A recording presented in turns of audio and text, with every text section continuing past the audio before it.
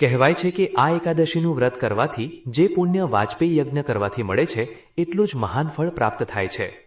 પૌરાણિક કથાઓમાં કહેવાયું છે કે સૌથી મોટા પુણ્ય કાર્યોમાં સુવર્ણદાન અને ભૂમિદાનનું મહત્વ છે, પરંતુ ગરીબ માણસ પાસે જો દાન કરવા માટે સોનું કે જમીન ન હોય તો શું તે પુણ્ય મેળવી શકે નહીં?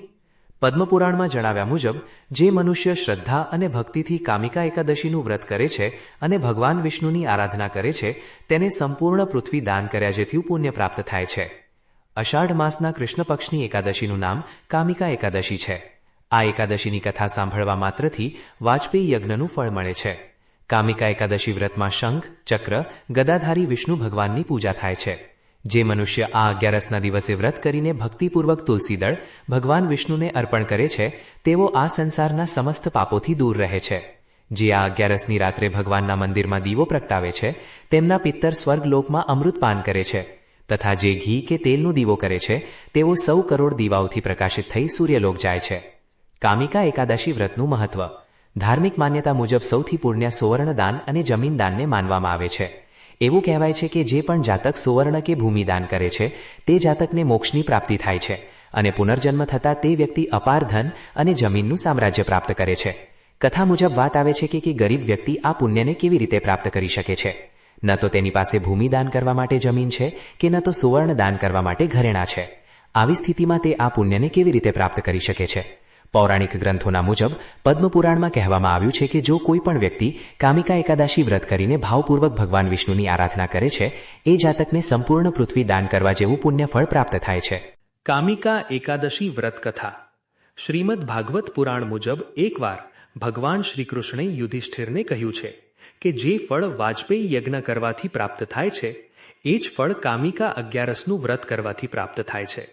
કામિકા એકાદશીના વિષયમાં કહેવાય છે કે જે વ્યક્તિ આ દિવસે વ્રત કરીને ભગવાન વિષ્ણુની પૂજા અર્ચનામાં મન લગાવે છે તેના બધા પાપ મટી જાય છે અને વ્યક્તિ ઉત્તમ લોકમાં સ્થાન પ્રાપ્ત કરવા યોગ્ય બની જાય છે।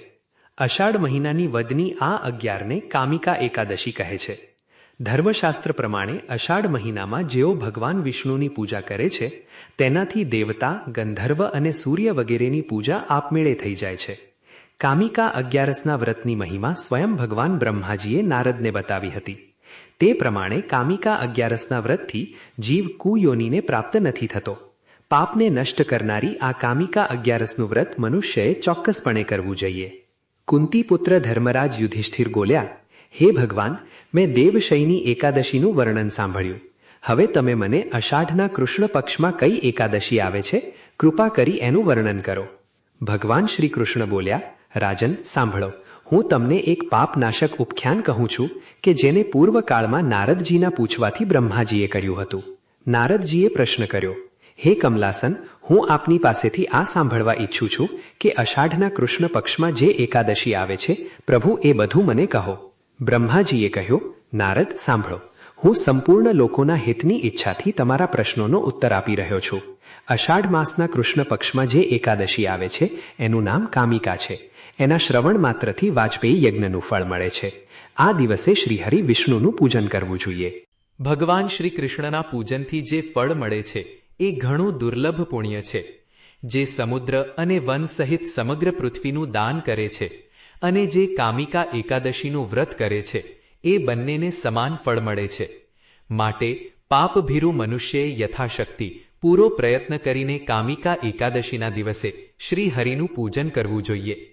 જે પાપરૂપી કીચડથી ભરેલ સંસાર સમુદ્રમાં ડૂબી રહ્યા છે એમનો ઉદ્ધાર કરવા માટે કામિકા એકાદશીનું વ્રત સૌથી ઉત્તમ છે। અધ્યાત્મ વિદ્યાપરાયણ પુરુષો જે ફળની પ્રાપ્તિ થાય છે એના કરતાં પણ વધારે ફળની પ્રાપ્તિ આ વ્રત કરવાથી થાય છે। કામિકા એકાદશીનું વ્રત કરનાર મનુષ્ય રાત્રે જાગરણ કરીને ક્યારેય ભયંકર યમદૂતના દર્શન નથી કરતો અને ક્યારેય દુર્ગતિમાં પણ નથી પડતો। લાલમણી, મોતી, સુવર્ણ વગેરે દ્વારા પૂજિત થઈને વિષ્ણુ એટલા સંતુષ્ટ નથી થતા કે જેટલા તુલસી દળ દ્વારા પૂજિત થવાથી સંતુષ્ટ થાય છે। જેણે તુલસીની મંજરીઓ દ્વારા શ્રી કેશવનું પૂજન કરી લીધું છે એના જન્મભરના પાપોનો ચોક્કસ નાશ થઈ જાય છે। ભગવાન શ્રી કૃષ્ણ કહે છે, યુધિષ્ઠિર, આ તમારી સમક્ષ મેં કામિકા એકાદશીના મહિમાનું વર્ણન કર્યું।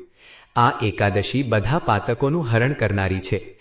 આથી મનુષ્યોએ આનું વ્રત અવશ્ય કરવું જોઈએ. આ સ્વર્ગલોક અને મહાપુણ્યફલ પ્રદાન કરનારી છે. જે મનુષ્ય શ્રદ્ધા સાથે આનું મહાત્મ્ય સાંભળે છે એ બધા પાપોથી મુક્ત થઈને શ્રી વિષ્ણુ લોકમાં જાય છે. જે મનુષ્ય એકાદશીના દિવસે ભગવાન સામે દીપ પ્રગટાવે છે તેમના પિતૃ સ્વર્ગલોકમાં સુધાનું પાન કરે છે.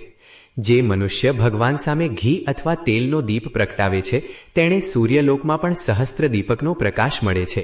તેથી પ્રત્યેક મનુષ્યએ આ એકાદશીનું વ્રત અવશ્ય કરવું જોઈએ. જય શ્રી કૃષ્ણ.